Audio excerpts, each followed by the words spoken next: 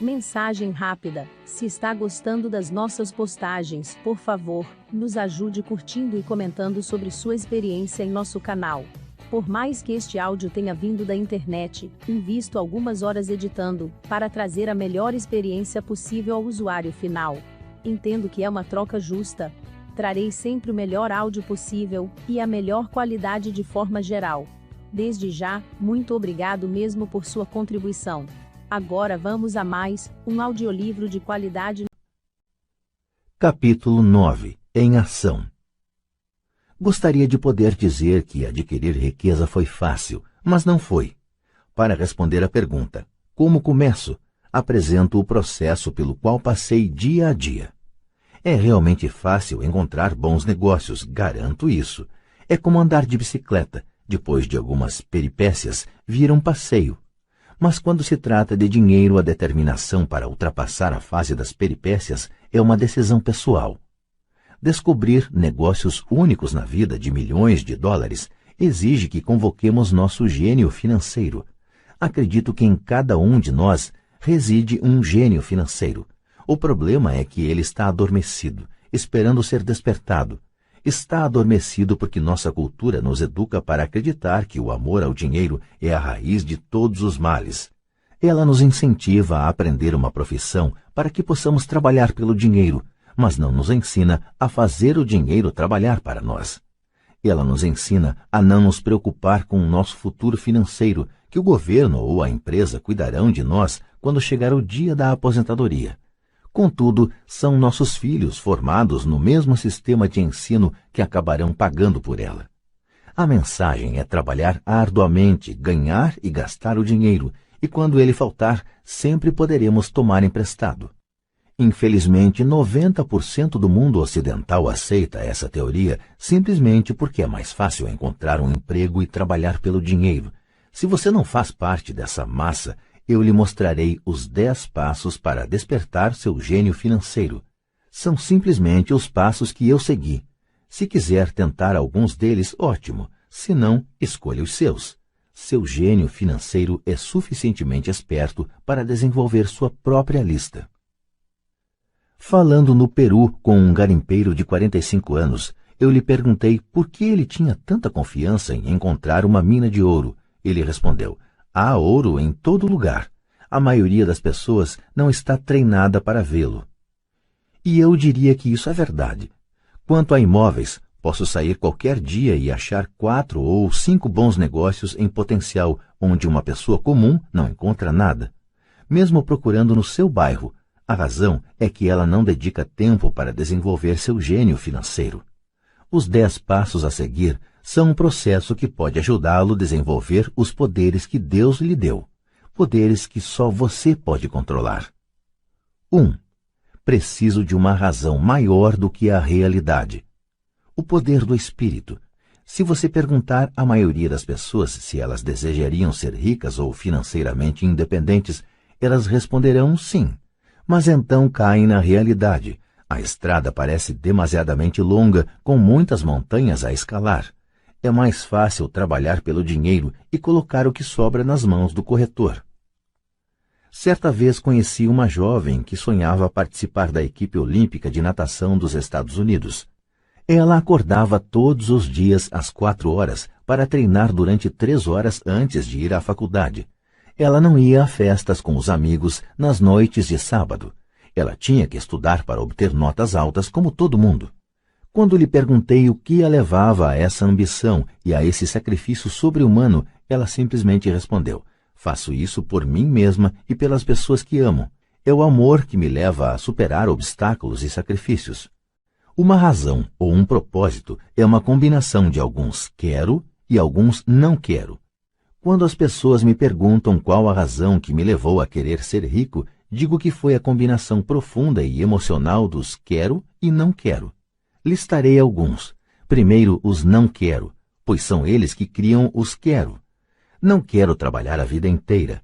Não quero o que meus pais aspiravam para mim, que era segurança no emprego e uma casa no subúrbio. Não quero ser um empregado. Odiava quando meu pai não assistia a meus jogos de futebol porque estava ocupado com sua carreira. Odiava ver meu pai trabalhando arduamente e o governo levando boa parte do que ele tinha obtido quando morreu. Ele não pôde nem mesmo deixar para os filhos aquilo pelo qual tinha trabalhado tanto. Os ricos não fazem isso. Eles trabalham arduamente e deixam um legado para seus filhos. Agora os quero. Quero ser livre para viajar por todo o mundo e viver o estilo de vida que gosto. Quero fazer isso ainda jovem. Quero ser simplesmente livre. Quero controlar meu tempo e minha vida. Quero que o dinheiro trabalhe para mim. Essas são minhas razões emocionais profundas. Quais são as suas? Se elas não forem suficientemente fortes, então a realidade da estrada à frente pode ser maior do que suas razões. Perdi dinheiro e tive vários fracassos, mas foram essas razões emocionais que me mantiveram de pé e me fizeram prosseguir. Queria ser livre por volta dos 40 anos, mas precisei esperar até os 47 com muitas experiências de aprendizado ao longo do caminho. Como disse, gostaria de dizer que foi fácil, mas não foi, mas também não foi duro. Sem uma forte razão ou propósito, aí sim, qualquer coisa na vida é dura. Se você não tiver um forte motivo, não faz sentido continuar ouvindo, parecerá trabalho demais. 2. Escolho todos os dias. O poder da escolha. Esta é a principal razão pela qual as pessoas querem viver em um país livre. Queremos o poder de escolha. Financeiramente, com cada dólar que temos em nossas mãos, temos o poder de escolher nosso futuro de ricos, pobres ou classe média. Nossos hábitos de despesa refletem quem somos nós. As pessoas pobres têm simplesmente maus hábitos de despesa. Uma vantagem que eu tive em criança foi a de que gostava de jogar banco imobiliário constantemente. Ninguém me disse que banco imobiliário era só para crianças, de modo que continuei jogando adulto. Também tinha pai rico que me mostrou a diferença entre um ativo e um passivo. Sendo assim, há muito tempo, quando ainda era garoto, escolhi ser rico e sabia que tudo o que eu tinha a fazer era adquirir ativos reais. Meu melhor amigo Mike tinha uma coluna de ativos que lhe fora dada, mas ele teve que optar por aprender a mantê-la. Muitas famílias ricas perdem os ativos na geração seguinte simplesmente porque não havia ninguém treinado para ser um bom guardião dos ativos. Muitas pessoas optam por não ser ricas. Para 90% da população, ser rico é confusão demais. Então inventam de dizer coisas como não estou interessado em dinheiro, nunca serei rico, não preciso me preocupar, ainda sou jovem, quando tiver algum dinheiro vou pensar sobre meu futuro, ou meu marido, mulher, cuida das finanças. O problema dessas afirmações é que elas roubam das pessoas que pensam assim duas coisas. Uma, tempo, que é nosso ativo mais precioso, e 2, o aprendizado. Só porque você não tem dinheiro, isso não é desculpa para não aprender. Mas é uma escolha que fazemos a cada dia, a escolha do que fazer com o nosso tempo, com o nosso dinheiro e com o que pomos em nossa cabeça. É o poder da escolha. Todos nós temos escolha. Escolhi ser rico e faço essa opção a cada dia. Invista primeiro na instrução. Na verdade, o único ativo real que você possui é sua mente, o instrumento mais importante que dominamos. Como disse, cada um de nós pode escolher o que põe em sua mente uma vez alcançada a idade suficiente. Você pode ficar assistindo a MTV o dia inteiro, ou ler revistas de golfe, ou fazer um curso de cerâmica ou um curso de planejamento financeiro. Você escolhe. A maioria das pessoas simplesmente compra investimentos em lugar de aprender a investir. Uma de minhas amigas, uma mulher rica, teve recentemente seu apartamento roubado. Os ladrões levaram um aparelho de televisão e o videocassete e deixaram todos os seus livros. Nós todos temos essa escolha. Novamente, 90% da população compra aparelhos de televisão e somente uns 10% compram livros de negócios ou fitas sobre investimentos. Então, o que é que eu faço? Vou aos seminários. Gosto quando eles duram pelo menos 2 dias, porque gosto de me aprofundar em um tema. Em 1973, estava assistindo à televisão e vi o anúncio de um seminário de 3 dias sobre como comprar imóveis sem precisar dar entrada. Gastei $385 e o curso me permitiu ganhar pelo menos $2 milhões, talvez mais. Porém, mais importante, me comprou vida. Não preciso trabalhar pelo resto da vida por causa daquele curso. Faço pelo menos 2 desses seminários por ano. Adoro fitas de áudio. A razão. Posso voltar para trás rápido. Estava ouvindo uma fita de Peter Lynch e ele disse algo de que discordei completamente. Em vez de me mostrar arrogante e crítico, simplesmente apertei o botão de retrocesso e ouvi aquele trecho da fita umas 20 vezes. Talvez até mais. De repente, mantendo minha mente aberta, entendi por que ele estava falando aquilo.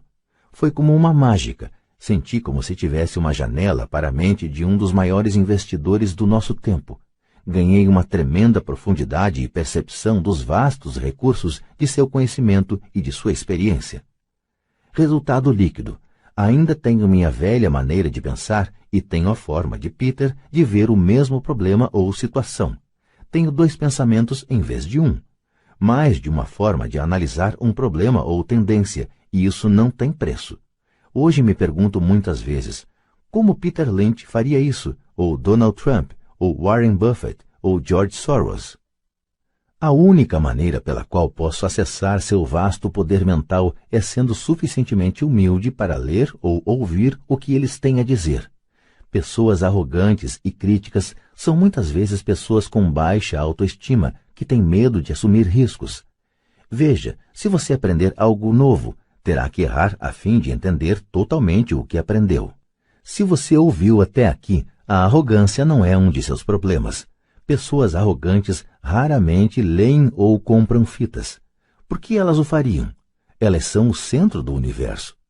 Há pessoas inteligentes que discutem ou se defendem quando uma ideia nova se choca com o que pensam. Neste caso, sua assim chamada inteligência, combinada com a arrogância, se torna ignorância. Cada um de nós conhece alguém muito instruído ou que se acredita esperto, mas cujo balanço mostra outra coisa. Uma pessoa verdadeiramente inteligente saúda as novas ideias, porque novas ideias podem aumentar a sinergia de outras ideias acumuladas. Ouvir é mais importante do que falar. Se isso não fosse verdade, Deus não teria nos dado 2 ouvidos e apenas uma boca. Gente demais pensa com a boca, em vez de ouvir para assimilar novas ideias e possibilidades. Discute-se em lugar de se perguntar. Penso em minha riqueza a longo prazo. Não sou partidário da mentalidade do fique rico depressa, de muitos compradores de bilhetes de loteria ou frequentadores de cassinos. Posso comprar e vender ações, mas sempre compro instrução. Se você quer pilotar um avião, aconselho a tomar aulas antes. Sempre fico chocado com gente que compra ações ou imóveis, mas nunca investe em seu maior ativo, sua mente. O fato de ter comprado 1 ou 2 imóveis não o torna um especialista em imóveis. 3. Escolha os amigos com cuidado. O poder da associação. Em primeiro lugar, não escolho meus amigos levando em conta suas demonstrações financeiras. Tenho amigos que fizeram, de fato, voto de pobreza, bem como amigos que ganham milhões todo ano. O importante é que aprendo com todos eles e faço um esforço consciente para isso. Admito que há pessoas que procurei porque têm dinheiro, mas eu não estava atrás de seu dinheiro, queria seu conhecimento. Em alguns casos, essas pessoas de vastas posses se tornaram amigos queridos, mas nem todos. Há uma diferença que gostaria de destacar. Observei que meus amigos ricos falam de dinheiro, e não estou querendo dizer que se gabem. Eles se interessam pelo assunto. Já os amigos que sei estarem em dificuldades financeiras não gostam de falar de dinheiro, negócios ou investimentos. Muitas vezes pensam que isso não é educado ou que é anti-intelectual. Ou seja, também aprendo com os amigos que têm dificuldades financeiras, descubro o que não fazer. Tenho vários amigos que obtiveram mais de $1 bilhão durante suas breves vidas. 3 deles observam o mesmo fenômeno. Seus amigos que não têm dinheiro nunca lhes perguntaram como eles o conseguiram, mas eles pedem 2 coisas: dinheiro emprestado ou um emprego. Advertência. Não ouça as pessoas pobres ou apavoradas. Tenho amigos assim e gosto muito deles, mas são pessimistas na vida.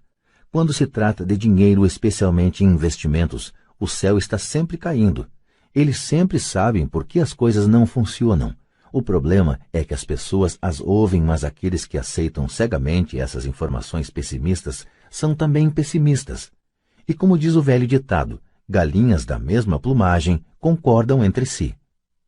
Se você assiste à CNBC, uma mina de ouro de informações sobre investimentos, sabe que eles apresentam frequentemente uma mesa redonda dos chamados especialistas. Um deles diz que o mercado está a ponto de desabar e outro afirma que está em ascensão. Se você for esperto, ouvirá os dois. Mantenha sua mente aberta, porque ambos têm razões válidas. Infelizmente, a maioria das pessoas ouve apenas os pessimistas. Alguns amigos próximos procuraram me fazer desistir de algum negócio ou investimento. Alguns anos atrás, um amigo me contou que estava empolgado porque descobrira um certificado de depósito que rendia 6% ao ano. Contei então que estava ganhando 16% com títulos do governo estadual. No dia seguinte, ele me enviou um artigo que mostrava por que minha aplicação era perigosa. Há anos estou obtendo os 16% e ele continua com os 6%. Diria que o mais difícil quanto à formação de uma fortuna é ser fiel a si mesmo e estar disposto a não acompanhar a multidão. No mercado é muito comum que seja a manada a chegar tarde a ser abatida. Se um grande negócio está nas manchetes, na maioria dos casos é tarde demais. Procure um negócio novo. Como dizem os surfistas, sempre há outra onda. As pessoas que correm e pegam a onda tarde são, em geral, as que se dão mal. Investidores espertos não se afobam. Se perdem uma onda, esperam pela próxima e se preparam. Isto é difícil para a maioria dos investidores, porque comprar o que não é popular lhes parece apavorante. Os investidores tímidos gostam de acompanhar a multidão. Sua ganância os leva para as aplicações somente quando os investidores sábios já auferiram seus lucros e se retiraram. Investidores sábios aplicam quando o negócio ainda não é popular. Eles sabem que seus ganhos são gerados quando compram e não quando vendem. Esperam pacientemente. Como já disse, eles não se afobam. Como um surfista, eles se preparam para a próxima onda.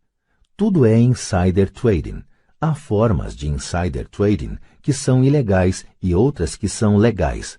Mas, de qualquer forma, é insider trading. A única distinção é quando você está distante do por dentro. A razão pela qual você quer ter amigos ricos que estão por dentro é porque o dinheiro é ganho aí.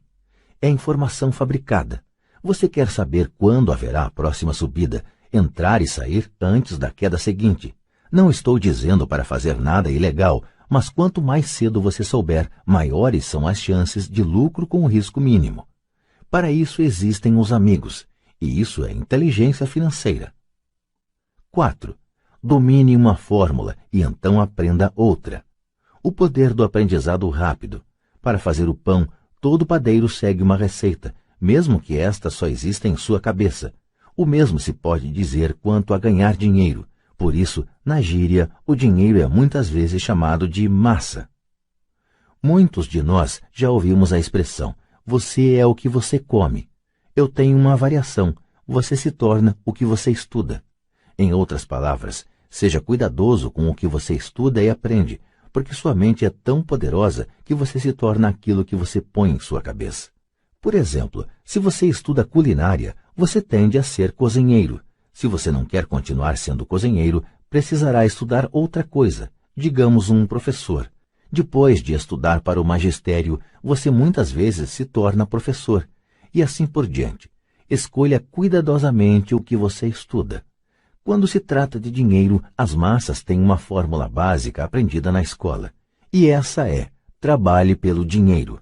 A fórmula que vejo predominar no mundo é que todos os dias milhões de pessoas acordam e vão trabalhar, ganham dinheiro, pagam contas, conferem seus talões de cheque, compram alguns fundos mútuos e voltam ao trabalho.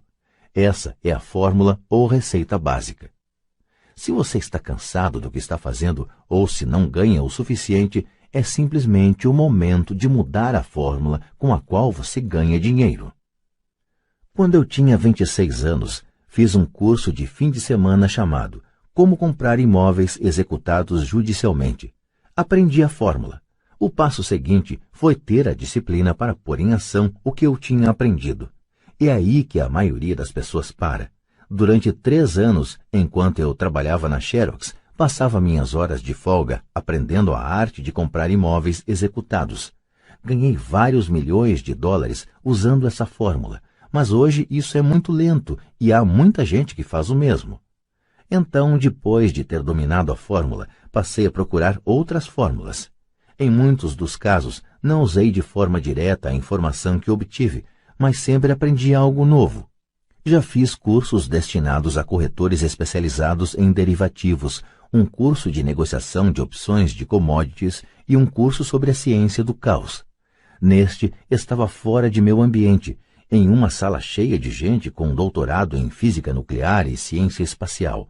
Contudo, aprendi uma porção de coisas que tornaram meus investimentos em imóveis e ações mais significativos e lucrativos. Muitas instituições comunitárias de ensino superior têm cursos de planejamento financeiro e aquisição de investimentos tradicionais. São lugares ótimos para se começar. Sempre procuro a fórmula mais rápida. É por isso que, com bastante regularidade, faço mais em um dia do que muitas pessoas fazem em toda a sua vida. Outra observação secundária. No mundo em rápida mudança de nossos dias, a questão não é tanto o que você sabe, porque com frequência o que você sabe já está ultrapassado. É a rapidez com que você aprende. Esta habilidade não tem preço. Não tem preço para encontrar fórmulas, receitas, se preferir, mais rápidas de fazer dinheiro. Trabalhar arduamente pelo dinheiro é uma fórmula velha nascida nos dias do homem das cavernas. 5. Pague a si mesmo primeiro. O poder da autodisciplina. Se você não pode se controlar, não tente ficar rico. Talvez fosse bom entrar para a marinha ou alguma ordem religiosa para aprender a se controlar. É a falta de autodisciplina que leva à falência muitos ganhadores de loteria pouco depois de eles terem ganhado milhões. É a falta de autodisciplina que leva pessoas que acabaram de obter um aumento a comprar um carro novo ou fazer um cruzeiro. É difícil dizer qual dos 10 passos é o mais importante, mas de todos este é possivelmente o mais difícil de dominar, se não for parte de sua personalidade. Eu arriscaria dizer que é a falta de autodisciplina que se constitui no fator número 1 a separar ricos, pobres e classe média. Dito de forma simples, pessoas que têm baixo autoestima e reduzida tolerância à pressão financeira não poderão nunca, e quero dizer isso mesmo, nunca ser ricas. Como já disse, uma lição aprendida com o pai rico foi que o mundo vai bater em você. O mundo bate nas pessoas não porque as outras pessoas sejam ruins, mas porque os indivíduos não têm controle interno e disciplina. Quem não tem força interior muitas vezes se torna vítima daqueles que têm autodisciplina. Nos cursos para empreendedores onde leciono, lembro constantemente aos participantes que não devem focar seu produto, serviço ou atividade, mas o desenvolvimento de habilidades de gestão. As 3 habilidades de gestão mais importantes para se iniciar um negócio próprio são: 1. Gestão do fluxo de caixa. 2. Gestão de pessoal. 3. Gestão pessoal do tempo. Diria que essas habilidades de gestão se aplicam a qualquer coisa, não apenas a empreendedores. As 3 têm importância para a forma como você vive sua vida como indivíduo ou como parte de uma família, um negócio, uma organização de caridade, uma cidade ou uma nação. Cada uma dessas habilidades é realçada pelo domínio da autodisciplina. Levo a sério o dito: pague-se a si próprio em primeiro lugar. The Richest Man in Babylon, de George Clason. É onde encontrei a expressão pague-se a si próprio em primeiro lugar. O livro vendeu milhões de exemplares, mas embora milhões de pessoas repitam livremente essa afirmação poderosa, poucas seguem o conselho. Como disse, a alfabetização financeira nos permite ler os números e estes contam a história. Vendo a demonstração de renda e o balanço de uma pessoa, posso ver facilmente se a pessoa que diz pague-se a si próprio em primeiro lugar está praticando o que prega. Comparemos então as demonstrações financeiras de pessoas que pagam a si mesmo em primeiro lugar e as que não as fazem. Repito, tem a ver com o entendimento do fluxo de caixa que conta a história. Se você pode realmente começar a compreender o poder do fluxo de caixa, perceberá rapidamente o que há de errado com o exemplo a seguir. Ou seja, porque 90% das pessoas trabalham arduamente durante toda a vida e precisam de apoio do governo à Seguridade Social quando não podem mais trabalhar. Está vendo? O exemplo anterior reflete as ações de uma pessoa que opta por pagar a si mesma em primeiro lugar. Todo mês, ela destina dinheiro para sua coluna de ativos antes de pagar as despesas mensais.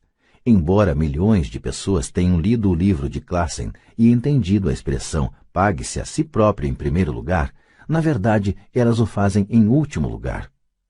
Agora posso ouvir as reclamações daqueles que acreditam sinceramente em pagar as contas primeiro. E posso ouvir todas as pessoas responsáveis que pagam suas contas em dia. Não estou falando para ser irresponsável e deixar de pagar as contas. Digo apenas o que está no livro, e isso é, pague a si mesmo em primeiro lugar. Minha mulher e eu temos tido muitos guarda-livros, contadores e gerentes de banco que têm problemas com esta forma de considerar o pague a si próprio em primeiro lugar. A razão é que estes profissionais fazem de fato o mesmo que as massas, que é se pagar em último lugar. Eles pagam a todos os demais primeiro.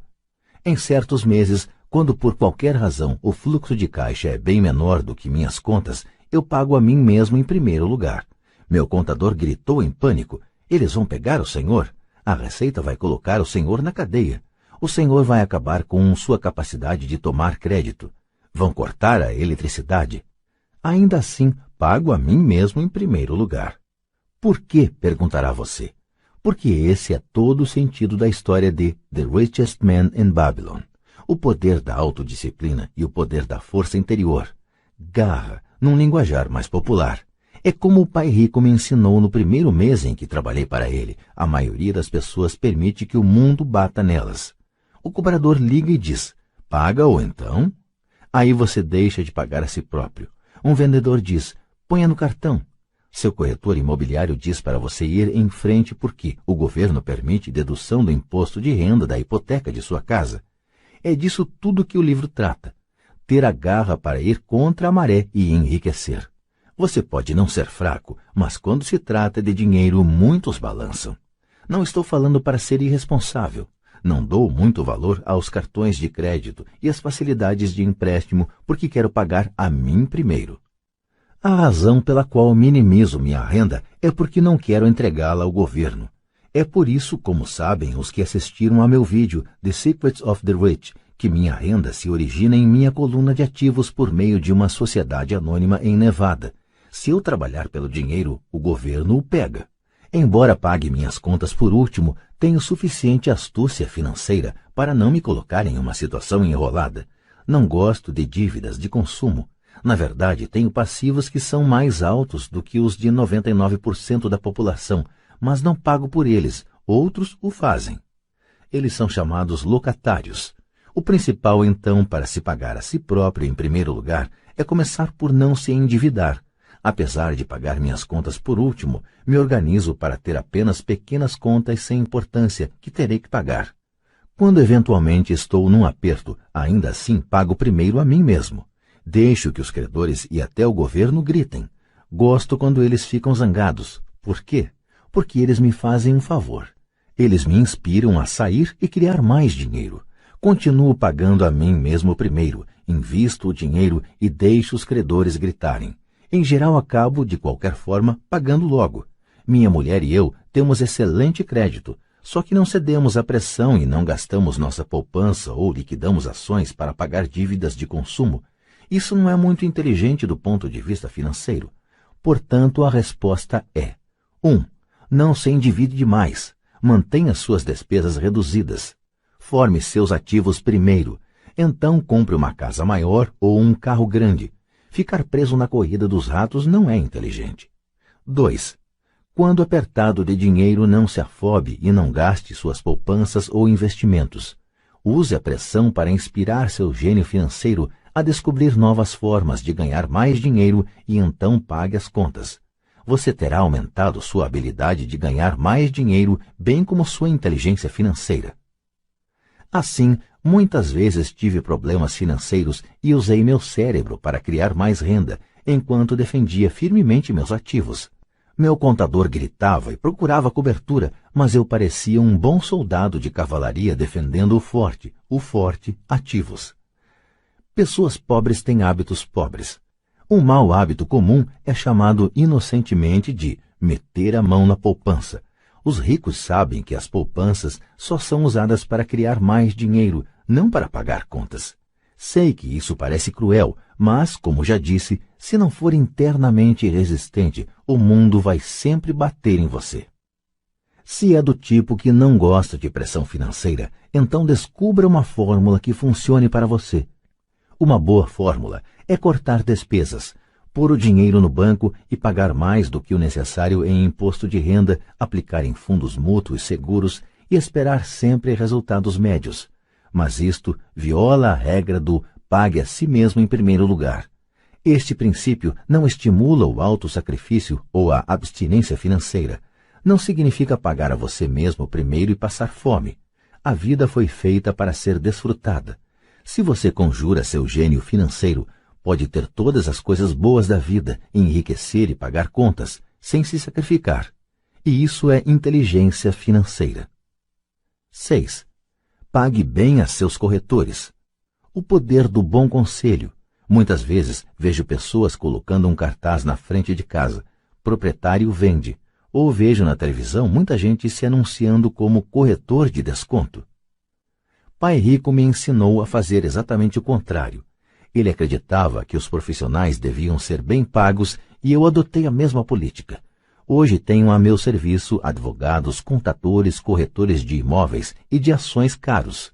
Por quê? Porque e destaco o as pessoas são profissionais, seus serviços devem render dinheiro para você. E quanto mais dinheiro ganharem, mais eu ganho. Vivemos na era da informação. A informação não tem preço. Um bom corretor deve lhe oferecer informação e dedicar tempo para instruir você. Tenho vários corretores dispostos a fazer isso por mim. Alguns me ensinaram quando eu tinha pouco ou nenhum dinheiro e até hoje trabalho com eles. O que pago a um corretor é pouco em comparação com o dinheiro que posso ganhar em consequência das informações que eles me trazem. Adoro quando meu corretor de imóveis ou de ações ganha muito dinheiro. Em geral, isso significa que ganhei muito dinheiro também. Um bom corretor, além de ganhar dinheiro para mim, me poupa tempo, como quando comprei um lote vazio por $9.000 e o vendi logo a seguir por $25.000, de modo que pude comprar mais depressa meu Porsche. Um corretor é seus olhos e ouvidos no mercado. Eles estão lá todos os dias enquanto eu não preciso estar. Prefiro jogar golfe. Também as pessoas que vendem sua casa por conta própria não dão muito valor ao seu tempo.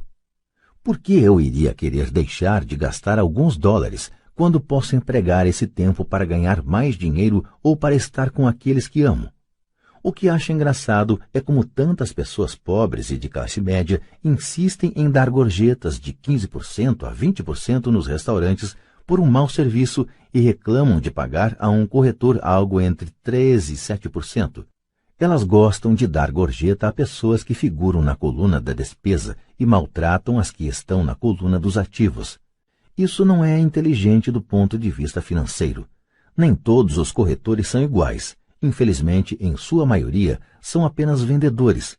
E diria que os vendedores de imóveis são os piores. Eles vendem, mas têm poucos ou nenhum imóvel próprio. Há grande diferença entre um corretor que vende casas e um corretor que vende investimentos. E o mesmo se aplica a corretores de ações, títulos, fundos mútuos e seguros que se autodenominam de consultores financeiros. Como no conto de fadas, você tem que beijar um monte de sapos para achar um príncipe. Lembre o velho adágio: nunca chame um vendedor de enciclopédias se você precisa de uma enciclopédia. Quando entrevisto algum profissional pago, procuro primeiro descobrir quantos imóveis ou ações possuem pessoalmente e qual a alíquota de imposto que pagam. E isso se aplica a meus advogados tributaristas, bem como a meu contador. Uma de minhas contadoras tem seu próprio negócio. Sua profissão é a contabilidade, mas seu negócio são os imóveis. Eu tinha um contador que tinha uma pequena empresa de contabilidade, mas não tinha qualquer imóvel. Mudei porque nós não gostávamos do mesmo negócio. Descubra um corretor que leve a sério seus interesses. Muitos corretores dedicarão seu tempo a instruí-lo e eles podem ser o melhor ativo que você pode encontrar. Seja apenas justo e a maioria deles será justa com você. Se você se preocupar em cortar suas comissões, então por que eles quererão estar com você? É uma lógica simples. Como disse anteriormente, uma das habilidades gerenciais é a administração de pessoas. Muitas pessoas só conseguem gerenciar pessoas que consideram inferiores a si próprias e sobre quem podem ter um poder, como subordinados em uma relação de trabalho. Muitos gerentes médios continuam nessa posição e não são promovidos porque sabem como trabalhar com pessoas que estão abaixo deles, mas não com pessoas que estão acima. A verdadeira habilidade é administrar e pagar bem pessoas que são mais inteligentes do que você em alguma área técnica. É por isso que as grandes empresas têm conselhos administrativos. Você também precisa ter um, e isso é inteligência financeira. 7. Seja um doador índio. Este é o poder de obter alguma coisa a troco de nada. Quando os primeiros colonizadores brancos chegaram aos Estados Unidos, eles ficaram espantados com a prática cultural de alguns índios americanos. Por exemplo, se um colono estava com frio, o índio lhe dava um cobertor. Achando que fosse um presente, o colono frequentemente ficava ofendido quando o índio o pedia de volta. Os índios também ficavam perturbados quando constatavam que os colonos não queriam devolver o cobertor. É daí que se origina a expressão doador índio, um simples desentendimento cultural. No mundo da coluna de ativos, é vital para a riqueza ser um doador índio. A primeira pergunta do investidor sofisticado é: com que rapidez posso ter meu dinheiro de volta? Ele também quer saber o que poderá obter de graça, ou o que se chama uma participação nos lucros. É por isso que o retorno sobre o investimento é tão importante. Por exemplo, descobri um pequeno imóvel a alguns quarteirões de onde moro, que estava sendo executado judicialmente. O banco estava pedindo $60 mil e eu apresentei uma oferta de $50 mil que foi aceita, simplesmente porque estava acompanhada de um cheque à vista no valor de $50 mil. Verificaram que eu era sério. Muitos investidores perguntarão se eu não estava imobilizando muito dinheiro de uma vez. Não seria melhor hipotecá-lo? A resposta neste caso é não. Minha empresa de investimentos o aluga por temporada nos meses de inverno e obtém $2.500 ao mês durante 4 meses, quando os pássaros da neve procuram o Arizona.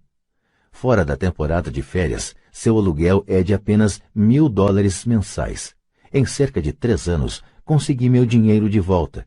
Agora sou proprietário desse ativo, que gera dinheiro para mim todos os meses. O mesmo se aplica às ações. Frequentemente, meu corretor liga e sugere que eu aplique uma considerável quantia em ações de alguma empresa que, segundo ele, está a ponto de fazer alguma coisa que aumentará o valor delas, como lançar um produto novo. Então, durante uma semana ou um mês, aplico meu dinheiro nessas ações, enquanto seus preços sobem. Depois, tiro aquela soma inicial e paro de me preocupar com as flutuações do mercado, porque tenho de volta meu dinheiro inicial e agora sou dono de um ativo que, tecnicamente, me saiu de graça. Sem dúvida, em muitas ocasiões perdi dinheiro, mas somente jogo com dinheiro que posso perder. Diria que na média de 10 investimentos, faço uns 2 ou 3 gols de placa. 5 ou 6 não são lá essas coisas, e perco em 2 ou 3. Mas limito minhas perdas ao dinheiro que apliquei neles naquele momento. As pessoas que odeiam o risco põem seu dinheiro no banco. E a longo prazo, qualquer poupança é melhor do que nenhuma poupança. Mas leva muito tempo para você recuperar seu dinheiro e, em muitos casos, você não leva nada de graça. Eles costumavam dar torradeiras, referência a uma prática adotada por alguns bancos americanos de distribuir eletrodomésticos a quem abrisse contas novas. Mas, atualmente, isso está ficando mais caro. Em todos os meus investimentos precisa haver algo mais, algo de graça. Um imóvel, um lote de terreno, uma casa, ações, escritórios. E o risco deve ser limitado ou deve ser uma ideia de baixo risco. Há livros inteiros que tratam deste assunto, de modo que não me estenderei aqui. Ray Kroc, do McDonald's, vendia franquias de hambúrgueres não porque gostasse do sanduíche, mas porque queria os terrenos das franquias de graça. Investidores sábios devem dar mais atenção ao retorno sobre o investimento. São os ativos que você obtém de graça depois que você recebe seu dinheiro de volta. Isso é inteligência financeira. 8. Ativos compram supérfluos. O poder do foco. O filho de um amigo estava desenvolvendo um hábito desagradável de gastar demais. Aos 16 anos, naturalmente, desejava ter seu carro. A desculpa: os pais de todos os seus amigos tinham comprado um carro para o filho. O garoto queria pegar suas poupanças e dar a entrada para o carro. Foi aí que o pai me procurou. Você acha que devo fazer o que ele quer ou deveria fazer como os outros pais e dar um carro para ele? Minha resposta: a curto prazo pode ser bom, mas o que você lhe terá ensinado a longo prazo?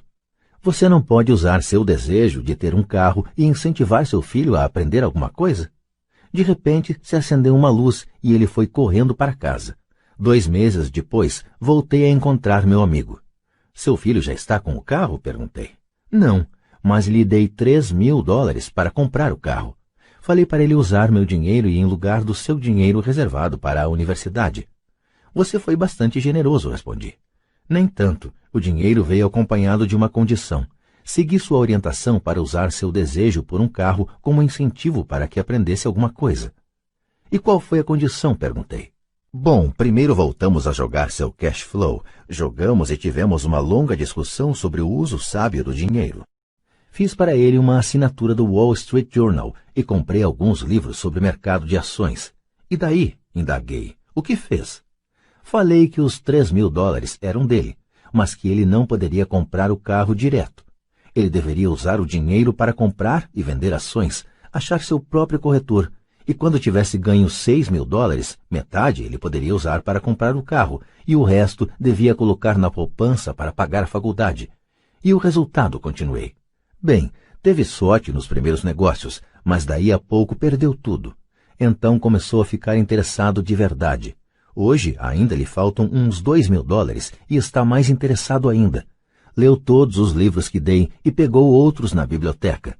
Lê avidamente o Wall Street Journal, acompanhando os indicadores, e assiste à CNBC em vez da MTV, e está aprendendo muito. Ele sabe que se perder dinheiro vai ter que andar a pé mais uns 2 anos, mas não está preocupado. Já nem liga tanto para o carro porque encontrou algo mais divertido para fazer. E se ele perder todo o dinheiro? Perguntei. Aí vamos ver. Prefiro que ele perca tudo agora do que ter que esperar chegar à nossa idade para arriscar a perder tudo. E além do mais, esses são os melhores $3.000 que gastei com sua educação. O que está aprendendo vai lhe servir por toda a vida e ele parece ter adquirido mais respeito pelo poder do dinheiro. Acho que parou de torrá-lo. Como já falei na sessão, pague a si mesmo em primeiro lugar. Se uma pessoa não domina o poder da autodisciplina, é melhor nem tentar ficar rico. Embora o processo de gerar fluxo de caixa a partir da coluna de ativos seja fácil, é a fortaleza mental de direcionar o dinheiro que é difícil. Devido às tentações externas, é mais cômodo neste mundo de consumismo torrar o dinheiro na coluna das despesas. A falta de fortaleza mental leva a permitir que o dinheiro flua pelos caminhos de menor resistência. Darei um exemplo numérico de inteligência financeira, especialmente a capacidade de usar dinheiro para ganhar mais dinheiro. Se eu der a 100 pessoas $10.000 no início do ano, acho que ao fim do ano, 80 não terão mais nada. De fato, elas terão aumentado seu endividamento usando o dinheiro para dar entrada na compra de carro novo, geladeira, televisor, gravador de vídeo ou em viagem de férias. 16 terão aumentado esses $10.000 em torno de 5% a 10%. 4 terão aumentado a soma para $20.000 ou para alguns milhões. Estudamos para aprender uma profissão de modo a poder trabalhar pelo dinheiro. Na minha opinião, é também importante aprender a fazer o dinheiro trabalhar para nós. Gosto de meus supérfluos tanto quanto qualquer outro ser humano.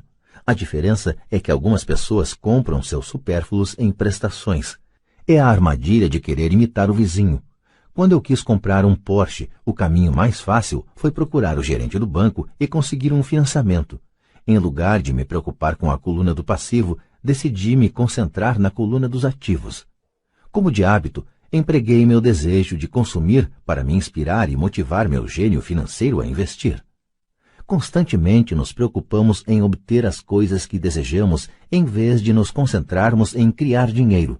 É mais fácil a curto prazo, porém mais duro a longo prazo. É um mau hábito em que incorremos como indivíduos e como nação. Lembre, o caminho mais fácil muitas vezes se transforma no mais áspero, e o caminho árduo muitas vezes se torna suave.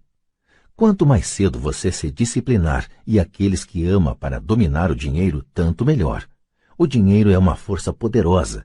Infelizmente, as pessoas usam esse poder contra elas mesmas. Se sua inteligência financeira for pouca, o dinheiro escorrerá de suas mãos, será mais esperto que você. Se o dinheiro for mais esperto, você trabalhará toda a sua vida.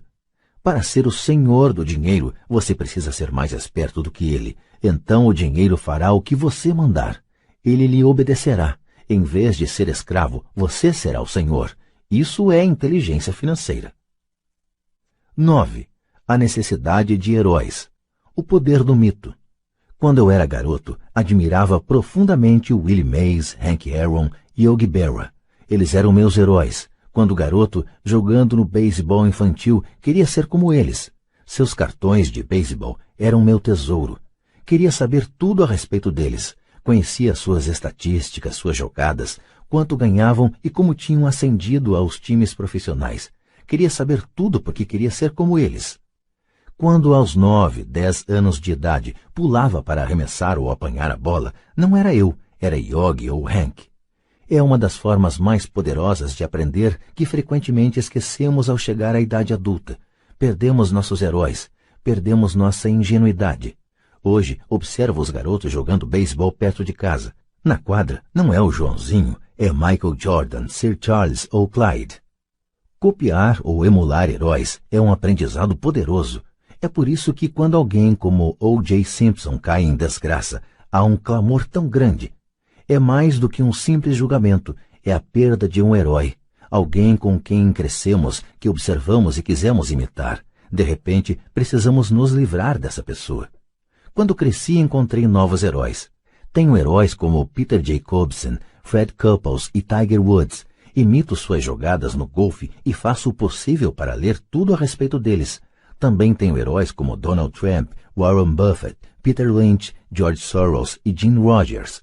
Em minha maturidade, acompanho suas estatísticas como o fazia com meus heróis do beisebol. Acompanho os investimentos de Warren Buffett e leio tudo sobre suas opiniões a respeito do mercado. Leio o livro de Peter Lynch para entender como ele escolhe suas ações. E leio sobre Donald Trump, tentando descobrir como ele negocia e monta operações.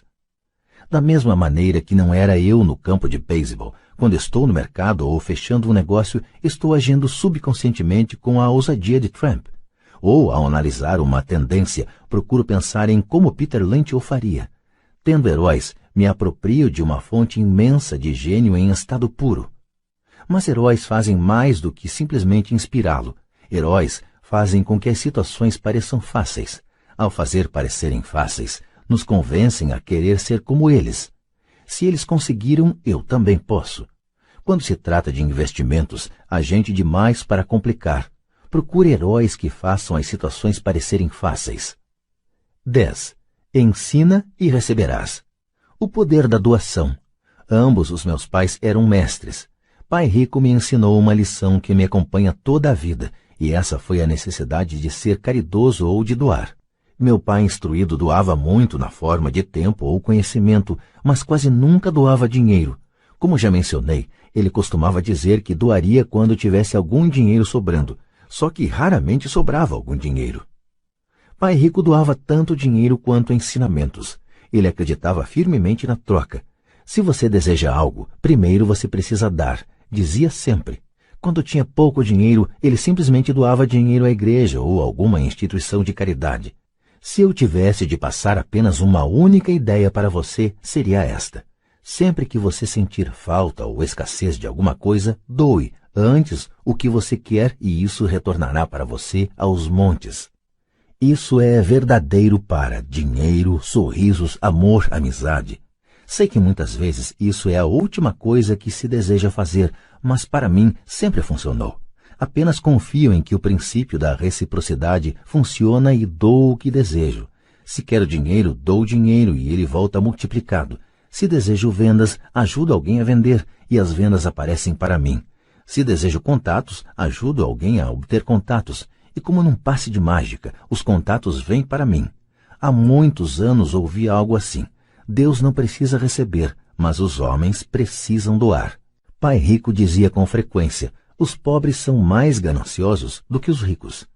Ele então explicava que, se uma pessoa era rica, essa pessoa oferecia algo que os outros desejavam. Ao longo de minha vida, em todos estes anos, sempre que senti necessidade de dinheiro ou de auxílio, procurava no fundo de meu coração o que eu queria e decidia doá-lo antes. Ao fazê-lo, o que eu doava sempre retornava para mim. Isso me lembra a história do cara sentado com lenha nos braços numa noite gelada, e ele gritava para a lareira à sua frente, quando você me esquentar um pouco, eu ponho um pouco de lenha dentro de você. Quando se trata de dinheiro, amor, felicidade, vendas e contatos, tudo o que a gente precisa lembrar é doar primeiramente o que se deseja e isso retornará aos montes para nós.